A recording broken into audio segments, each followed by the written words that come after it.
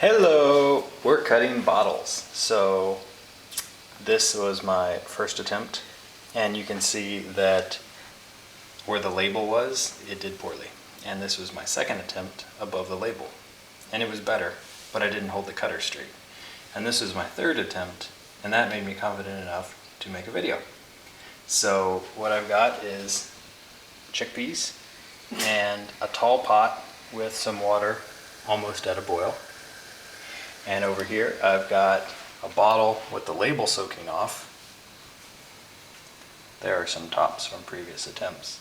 And in the other room I have a little jig for cutting the tops off.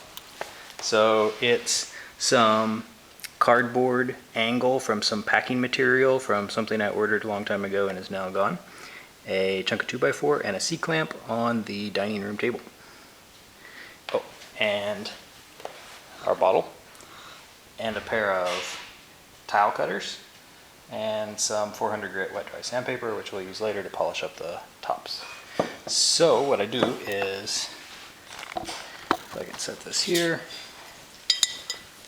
put the bottle in the angle, being held by the 2x4 at the stop, so I get a consistent cut line here.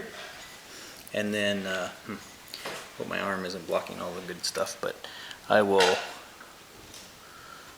rest the cutter up against the angle and turn it around. If I screw this up because of my weird positioning, I'll just do it again.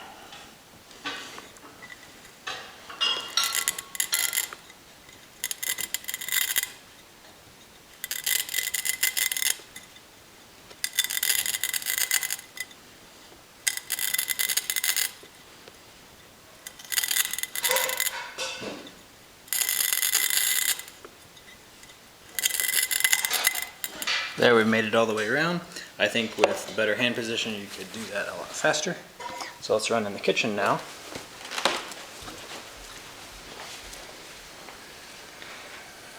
Back to our asparagus pot. I'm going to stick it upside down in the pot of almost boiling water. We'll probably see some bubbles rise out as the air expands.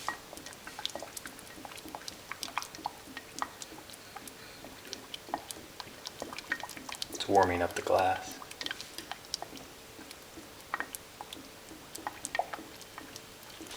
I cut this one above the label so I didn't have to remove it. Okay, arbitrarily decided that's enough time. Over here, some cold running water onto this. The color of the glass changed. I can tell that it's broken.